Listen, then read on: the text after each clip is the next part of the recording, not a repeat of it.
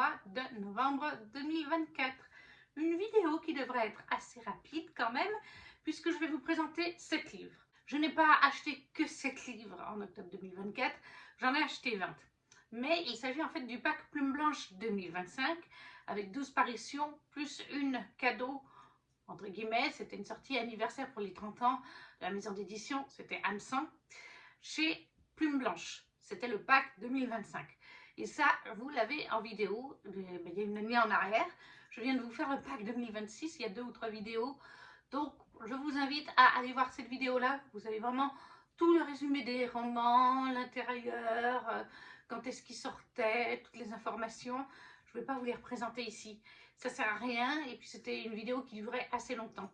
Je vous la mettrai bien sûr en barre d'infos. Là, je vais vraiment vous présenter les 7 autres romans que je me suis vraiment achetés ce mois-là, ou des précommandes, ou des campagnes Ulule qui sont arrivées. Et on commence tout de suite avec Comment survivre à Noël en plein été de Hugo de Boer, en format poche chez Hugo. Ludo, une nouvelle fois, c'est le petit monde de Ludo sur les réseaux sociaux. C'est un homme qui lit de la romance et qui écrit de la romance. C'est un tome 2, entre guillemets. Le tome 1 était sorti l'année d'avant, donc en automne 2023. Et cette année-là, il a sorti la suite. Alors, ça peut se lire indépendamment l'un de l'autre, c'est pas obligé. C'est juste que dans le premier tome, on découvre l'univers de Ludo, le village, grosso modo, où se passe l'histoire, des personnages principaux. Et dans cette histoire, on a des personnages secondaires qui vont graviter autour des principaux. Et c'est l'histoire des secondaires pour ce tome 2. Et les principaux du premier gravitent un petit peu autour de temps en temps, on s'en doute. Et là, en fait, on est avec une jeune femme, Antonina, qui est en fait romancière. Elle écrit des romans. Et là, elle écrit une romance de Noël. Sauf qu'elle a une deadline le 17 juin. Et le problème, c'est qu'elle fait page blanche. Ça fait des jours et des jours et des jours qu'elle n'arrive rien à écrire. Ça ne vient pas. Ça arrive souvent aux auteurs, des périodes comme ça. Sauf que quand il y a une deadline, c'est pas l'idéal. Et bien là, surtout, en plus, il faut écrire une romance de Noël en plein mois de juin. La deadline est en juin. Donc, c'est sûr que c'est pas vraiment évident non plus de se mettre dans l'ambiance. Elle vit avec Gabriel, qui est son meilleur ami et colocataire. Si je me rappelle bien de mémoire, parce qu'en plus je l'ai lu, mais il y a une année, Gabriel, c'est celui qu'on rencontre dans le premier tome, qui devait aider l'héroïne du premier tome. Et en fait, Gabriel vit maintenant avec elle, ils sont colocataires, c'est son meilleur ami. Et il veut l'aider, et du coup, ils vont aller dans cette petite ville, village même, de Noël, quelque part en France, Froideville, je crois que ça s'appelle. C'est un village fictif. Et il va recréer l'ambiance de Noël de Froideville, avec les parents de l'héroïne du tome 1, parce que les parents de l'héroïne du tome 1 sont très proches d'Antonina. C'est un peu leur fille d'adoption, parce que je crois qu'Antonina, ses parents et elle, c'est pas vraiment la joie, ou alors elle n'a plus de parents, quelque chose comme ça.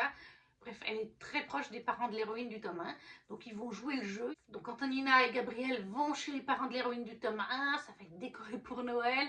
Je crois que même certains habitants de la ville jouent le jeu, décorent, etc.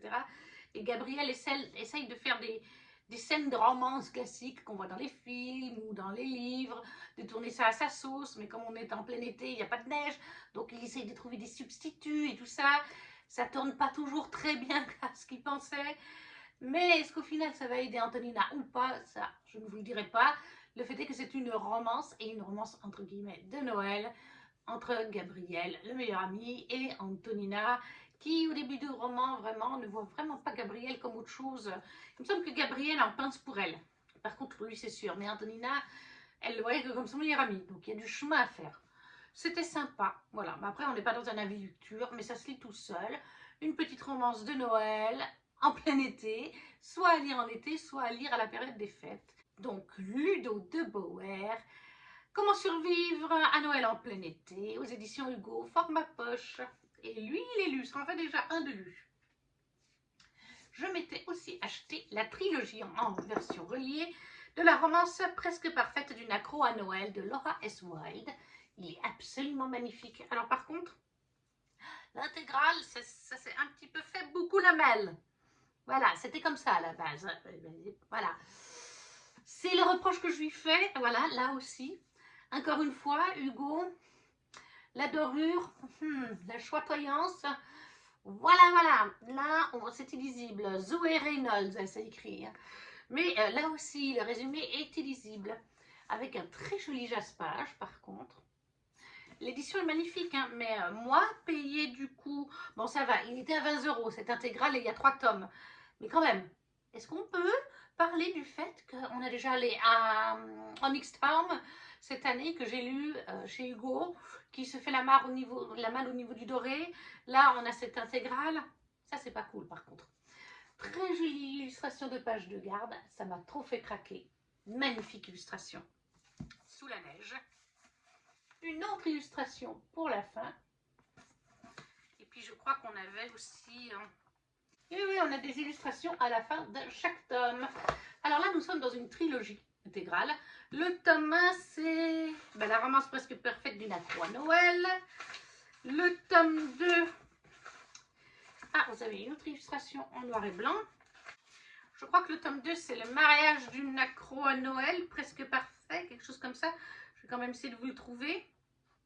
Je pensais qu'il y avait le chapitrage ou quelque chose, mais non.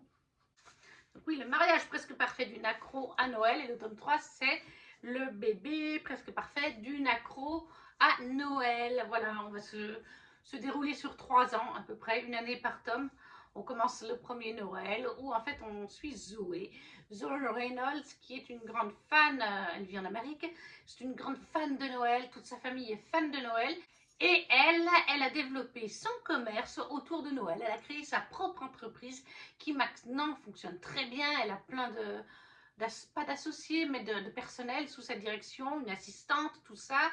Ils sont plusieurs au gradé dans la hiérarchie. Elle, c'est le big boss. Ils font des illuminations dans des gros hôtels de New York, si je ne me trompe pas, qui sont réputés dans le monde.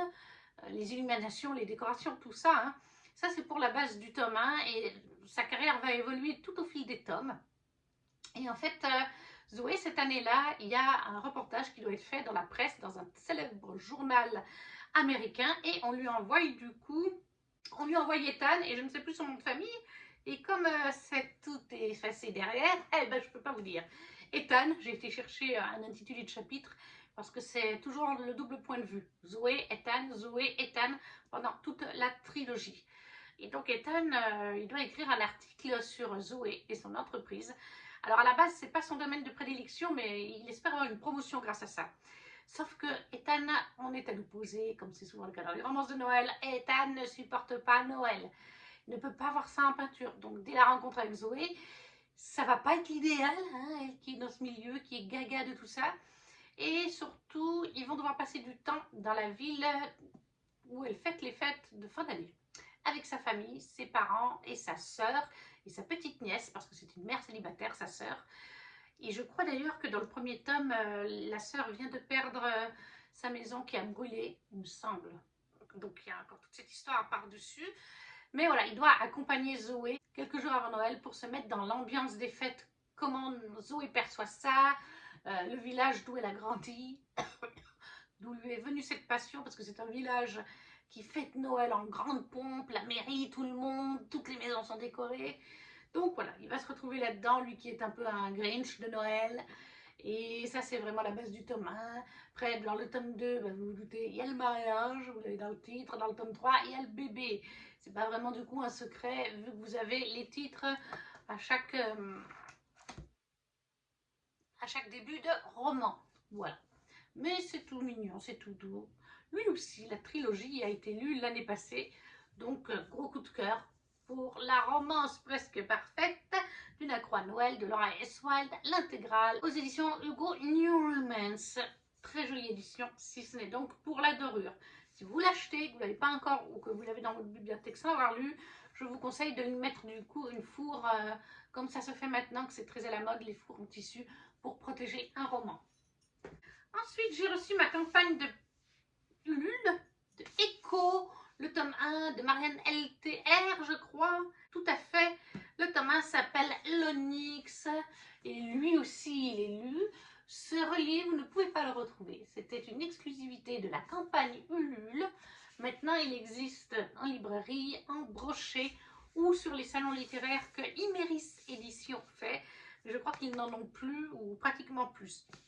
Imeris Édition, c'est donc la maison d'édition que le mari de Louise de Rêve ta vie, un lecteur, Tristan, a fondée. Petite maison d'édition young adulte principalement. Et celui-ci, c'est un SF, c'est un science-fiction. On nous dit vivre à Basse-Cité, c'est se contenter d'un soleil artificiel et d'une pluie sale et nauséabonde. Dans cette ville cernée par une brume mortelle, l'indifférence règne en maître. On ne tend pas la main à son voisin ni à personne d'ailleurs. Pourtant, lorsqu'Echo se retrouve mêlé au vol de l'un des 6 joyaux de Pandore, le richissime arc qui surplombe Basse-Cité, Bast décide de lui venir en aide. Les ravageurs comme lui ont le nez fin et il a vite compris ce qu'il pouvait tirer de cette petite mécanicienne effrayée. Une montagne de gemmes et quasiment autant de nuits. Entre alliances improbables et quêtes de vérité, ce premier tome d'une duologie de science-fiction au rythme effréné vous emportera dans un tourbillon d'intrigues et de dangers. Voilà, comme je vous ai dit, c'est de la science-fiction. Lui aussi, il est déjà lu. Voilà, j'ai bien apprécié. Donc c'est Echo, le tome 1, le Nyx de Marianne LTR, paru chez Imeris Édition. Très jolie petite édition collector. Ça nous en fait déjà 3, ça nous en fait même 5 puisque c'est une trilogie pour la romance presque parfaite. Et le 6e, le voilà, le premier bibliocoffre. Oui, si je vous dis pas de bêtises, c'est le premier. Je ne sais plus si c'est le premier ou le deuxième. Non, c'était le premier. Les cerfs sous les velours noirs de Charlène Ferlay aux éditions Plume Blanche, dans cette très belle édition reliée collector qu'on ne trouve plus, je crois, à l'heure actuelle, ou alors allez voir sur Bibliocoffre. Bibliocoffre, c'est un nouveau concept français qui est arrivé. C'est une version Fairloot à la française. Voilà. Parce que oui, il existe des box littéraires. Je pense notamment à Once Upon a Book Box, qui fait des box littéraires chaque mois ou chaque 3 mois, etc. Mais à l'intérieur, c'est le livre tel qu'il est sorti dans le commerce. Nous n'avons pas vraiment de réédition type Fairyloot, où on refait tout le design, une nouvelle jaquette, une nouvelle couverture, un jaspage, etc., des pages de garde. Je crois vraiment que c'est la première bibliocoffre, c'est le premier à faire ça en France, en association partenariat, bien sûr, à chaque fois, avec la maison d'édition et l'auteur ou l'autrice. Et là, c'est le premier, c'était donc Les cerfs sous le velours noir. Donc moi, je l'ai reçu le même mois en version normale, plume blanche dans le pack 2025. Et je l'ai donc reçu en édition bibliocoffre. C'est pas grave, il y en a un que l'édition classique en brochet, je vais le garder pour faire un concours à un moment donné. Mais voilà, donc Charlène Ferlay, très jolie nouvelle édition, totalement inédite comparée à la version brochée. Il y a donc une jaquette, un jaspage qui se présente comme ceci, je vais vous montrer de près. C'est une continuité à quelque part de ça, hein, de la couverture, si vous regardez bien. Ensuite, alors il n'y avait pas de jaquette réversible sur cette édition-là. Il est en soft touch, d'ailleurs ça se voit peut-être, il y a plein de traces de mes doigts parce que j'enlève toujours les jaquettes moi quand je lis. Voilà, le soft touch c'est bien, mais les doigts ça trace. Très joli avec une abeille. Voilà. Là aussi il est très joli, il est bien designé, il y a tout un design dessus. Là vous avez une phrase d'accroche. Justice par le glaive et par le feu. Ensuite vous avez une page de garde ici. Vous avez aussi un signet d'ailleurs. Et encore une autre page de garde. Et le roman est dédicacé par l'autrice. Il faut que je vous trouve où c'est. Il y a un avant-propos dans le bibliocoffre qui n'est pas forcément dans les versions classiques. Donc, alors moi j'ai 2 dédicaces, donc il faut que je trouve la bonne. J'ai, voilà, la dédicace classique du bibliocoffre. Là, il est fait à la main par l'autrice. Voilà. Et puis, comme j'ai rencontré l'autrice après avoir lu son roman, elle m'a fait une dédicace personnalisée. Voilà. Et j'ai eu des illustrations, mais ça, je les ai eues. Alors, je ne sais plus si c'est aux Imaginales ou si c'est au Salon du Livre de Genève que j'ai vu Charlène. C'était peut-être bien. Oui, c'était à Genève. Oui, c'était à Genève. Donc voilà, ça ne faisait pas partie de la bibliocoffre. Mais une très jolie première édition. Vraiment très très belle cette édition. Et lui aussi est lu d'ailleurs. Donc on est bien pour ce book haul. Donc Charlène Ferlet, Les cerceaux, les velours noirs, l'édition Plume Blanche Collector. Comme je vous dis, allez voir sur le bibliocoffre. Quand il leur reste des stocks, après avoir vendu toutes les box, enfin les abonnements, éventuellement ils annoncent c'est ouvert maintenant à la vente pour juste le livre. Voilà, mais c'est une fois qu'ils ont fini tous les envois, que tout est bien arrivé, que tout le monde a reçu son exemplaire, qu'il n'y a pas eu de livre abîmé. Après, je ne sais pas combien il y en a, donc je ne sais pas s'il y en a encore sur le site ou pas. Là, actuellement, c'est sur Rosace et Dragon. Ils viennent d'ouvrir il y a quelques jours, d'annoncer qu'on pouvait aller le commander si on était intéressé parce qu'ils avaient fini d'envoyer les box. Donc, pour Charlène Ferlet, Les cerceaux, les velours noirs. Après, un livre que j'ai pas lu, oui, enfin, ça lui fallait bien. Le tome 2 de Witchwalker de Charissa Wicks, c'est La Cité des Ruines. Il est absolument trop beau. C'est un bookmark aux éditions. C'est un bookmark collection Lost Kingdom. En général, quand ils sortent aussi beaux que ça. Donc vous avez les personnages en fait. Je vous les mets à l'endroit, ça sera peut-être mieux. Voilà, c'est ceux qui sont sur la couverture. Là, vous avez ça comme ceci. Il est absolument magnifique, ça. On ne va pas dire le contraire. En page de garde, vous avez ceci. Et la carte de l'univers. Et comme dans tous les Lost Kingdom, vous avez... Bon, la mise en page est très jolie aussi. Donc, dans tous les Lost Kingdom, vous avez des illustrations en noir et blanc. En général, il y en a 4 ou 5, je ne sais plus exactement. Le voici. Celui-là, je ne l'ai pas encore lu parce que j'attendais que le tome 3 sorte et il n'est toujours pas sorti. Et je sais qu'il y a quelques petits soucis de traduction dans le tome 2. Donc, à voir. Mais on est ici dans un univers de fantasy inventé avec Raina, qui est une sorcière, mais qui a très peu de pouvoir. Et on a le chasseur de sorcières, qui est Alexus. Alexus vient, je crois, tous les ans, ou quelque chose comme ça, chercher des sorcières dans les villages de ce royaume pour les amener auprès de son roi. Et on ne revoit jamais ces sorcières. Et Raina, elle a perdu sa sœur il y a quelques années de ça, 1 an, 2 ans, quelque chose comme ça. Et elle veut se venger, elle veut tuer le chasseur de sorcières. Sauf que cette année, sa quête de sorcière ne va pas se passer comme prévu. Il va vite se rendre compte que le royaume est attaqué par un royaume ennemi, mais que normalement, ils ne sont pas aussi puissants. Et le village de Reina va être attaqué au moment où il y a le Witchwalker. Et ce sera les 2 seuls survivants de cette attaque.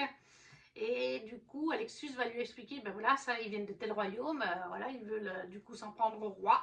Donc du coup, ils vont essayer de détruire les sorcières qui sont aux côtés du roi. Ça inclut donc sa sœur, puisque c'était une puissante sorcière qui a été amenée. Donc elle va finir par partir avec son ennemi. Comme je vous ai dit, sa base, c'était de le tuer. Et elle va partir avec pour essayer de retrouver sa sœur. Et du coup, lui, le roi, de les rejoindre le plus rapidement possible. Mais pendant tout le tome 1, ils vont avoir affaire à des pièges. Ils vont rencontrer des fois l'ennemi. Parce qu'ils ont une longueur d'avance sur eux, bien sûr. Hein, ils étaient blessés après l'attaque du village. Voilà, c'est un enemies to lovers, sorcière et chasseur de sorcières, entre guillemets. Moi, j'ai beaucoup aimé et donc ce tome 2 n'est pas encore lu. Je pense qu'il le sera début 2026. La Cité des Ruines, c'est le tome 2 donc de Witchwalker de Charissa Wicks, paru chez Lost Kingdom, l'édition Bookmark. Et on a déjà fini pour les livres français. On passe maintenant aux livres en anglais. Celui-là aussi, il est lu. A Far in the Sky de Sophie Jordan, qui était la Fairyloot Romanticy Book Only. La thématique, c'était Heart à Blaze. Et je pense qu'on voit tout de suite la thématique. Nous avons un beau dragon. Il brillait bien. Il y avait des petits là, des paillettes et tout, ça brillait bien. Un beau dragon. Derrière, on a un cheval ailé. Dragons are extinct, which are outcast, but magic live. Les dragons sont éteints. Les sorcières sont chassées hors du royaume. Mais la magie vit.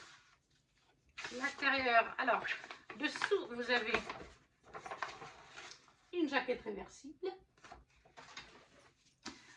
se présente comme ceci, plein d'écailles. On dirait, ah oui, un œuf ou plein d'écailles. Le jaspage en haut, comme ça. Mais là, il est très joli. Il représente, là, il est très joli. Il représente la couverture. Mais ça passe bien. Une première illustration. Voilà. Très jolie de notre héroïne.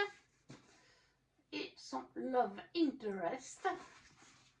On est dans une romanticie quelque peu polaire, puisque une bonne partie de ce premier tome se déroule, oui, dans le froid, puisque notre héros, lui, vient d'une partie du royaume plus froid. Et je vais prendre le résumé en anglais pour les prénoms.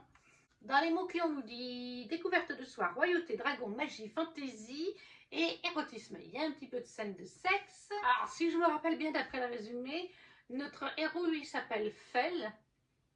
Et elle, c'est Tamsin. Tamsin, elle a été adoptée toute petite et élevée avec les princesses. Elles sont 3 ou 4, les princesses. Avec les princesses, avec le roi et la reine du royaume. En fait, elle a été adoptée dans le but de prendre les coups, il y a un terme très précis, à la place de ses sœurs. C'est-à-dire, une des sœurs fait une connerie, on va mettre la fessée à Tamsin, ou on va lui donner un coup de fouet, parce que les vraies princesses doivent rester clean de toute blessure, toute punition, etc. Donc c'est Tamsin qui prend, mais comme elle est proche de ses sœurs, qu'elles s'entendent bien, voilà, forcément que les sœurs essayent d'éviter quoi que ce soit. D'ailleurs, même avec ses parents d'adoption, le roi et la reine, elles s'entendent bien aussi. Elles les apprécient, elles les aiment, eux aussi, entre guillemets. Et un jour, Fel va venir avec ses guerriers. Il vient d'une contrée du royaume qu'il gère lui. C'est le chef de cette contrée. Et c'est une contrée où ils sont des guerriers. Ils protègent cette frontière et pendant longtemps, ils l'ont protégé des dragons. Les dragons qui sont aujourd'hui éteints. C'est le père de Fel qui a éteint le dernier dragon, soi-disant. Et Fel, en fait, là, il vient demander, en fait, il veut un mariage avec une des princesses.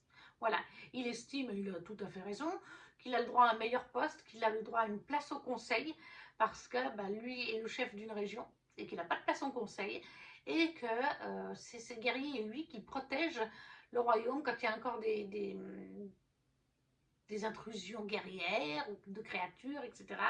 Et que sans eux, les dragons les auraient certainement décimés. Donc le père n'a pas trop le choix, il doit accepter, mais c'est là où il va jouer finaux, c'est qu'il va donner Tamsin, et Fel n'est pas au courant que c'est pas sa vraie fille, c'est pas une vraie princesse, c'est une princesse mais sans lettres. Elle n'a pas de sang royal, donc ça ne lui donnera pas un siège au conseil. Et ça, il le découvre après le mariage. Une fois que le mariage a été consommé même. D'ailleurs, la scène est assez spécial, hein. C'est comme à une époque très lointaine où en fait la cour, le roi, tout ça assiste à la consommation du mariage. Ils sont derrière le rideau, ils sont dans la pièce, voilà, il y a juste un rideau qui les sépare. Voilà, mais j'ai adoré cette lecture et après notre héroïne Tamsin part avec Fel pour sa contrée lointaine lors d'un voyage. Ils sont dans les contrées enneigées, tout ça, et il se pourrait bien que les dragons ne soient pas si éteints que ça.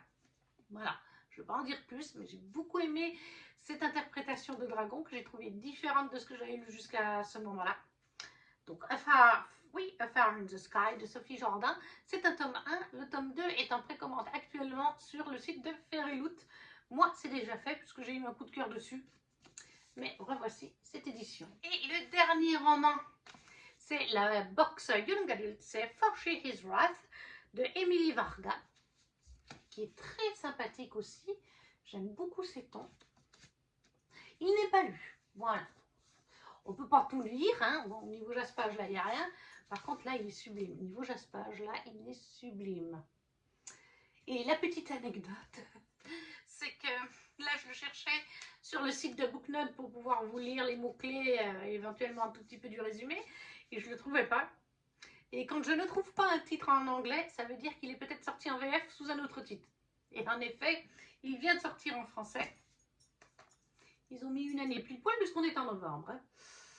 Et il s'appelle en fait en français La Comtesse de Cara. Il est sorti le 8 octobre dernier chez Flammarion. Il n'y a même pas l'édition sur Booknote. Heureusement, j'ai été voir la couverture. Ouais, donc il est sorti il y a un petit mois en arrière en français.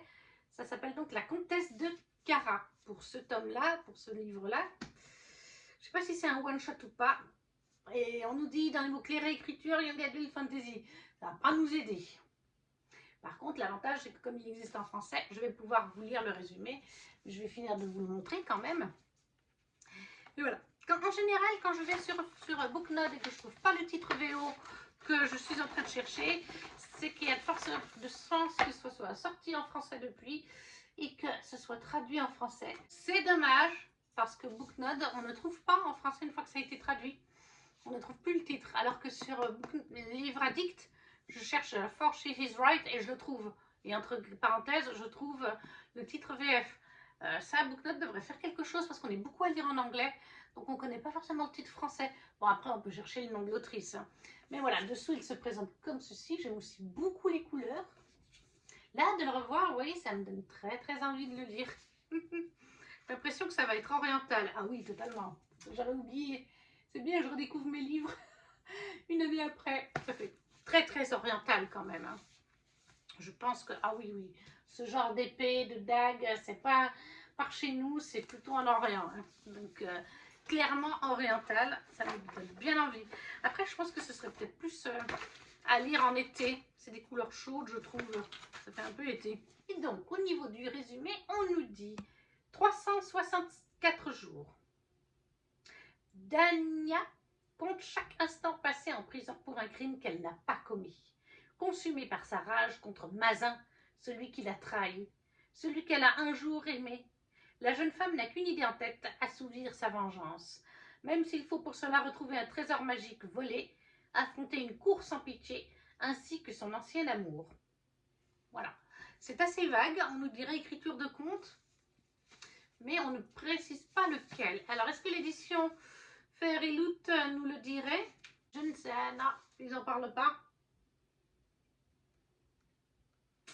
Ils disent pas non plus quelle heure l'écriture c'est. Mais bon, bah, clairement, on est un peu sur l'Arabie, les mille et une nuits, je pense, hein, ce genre-là. Là, comme ça, il fait bien envie. Donc, For She Is Right de Emily Varga, qui est donc sorti en français chez Flammarion il y a quelques jours, enfin, un petit mois, sous le nom de La Comtesse de Cara. Et voilà, cette vidéo est à présent terminée. Ce n'est pas un très gros book haul. Enfin, oui, il l'est dans le sens où il y a 20 livres en tout. Mais comme je vous le rappelle, j'ai ouvert les 13 livres de chez Plume Blanche pour le pack 2025 dans une autre vidéo que vous avez en barre d'infos. Donc, je ne vais pas vous les représenter. Ça ne sert à rien. Vous avez le détail dans cette vidéo qui dure pratiquement 1 heure. Là, je vous ai présenté les 7 autres romans qui sont entrés dans ma bibliothèque. Et il y en a donc 5 de lus sur les 7, même si ça fait 7 livres en tout de lus sur les 9, puisque celui-ci est une trilogie. Donc c'est un bon bilan, parce que c'est pareil, le pack Plume Blanche, j'en ai lu pas mal aussi. Donc je suis assez satisfaite pour ce mois de novembre 2024. La vidéo est à présent terminée. N'hésitez pas à me laisser un commentaire en me disant si vous avez lu certains de ces livres, s'ils vous font envie. Si vous ne savez pas quoi mettre, comme d'habitude, un petit emoji, ça soutient la chaîne, comme le petit pouce. À vous abonner si ce n'est pas déjà fait, à partager la vidéo si le cœur vous en dit. Et nous, on se retrouve très vite pour une prochaine vidéo. Ciao, ciao!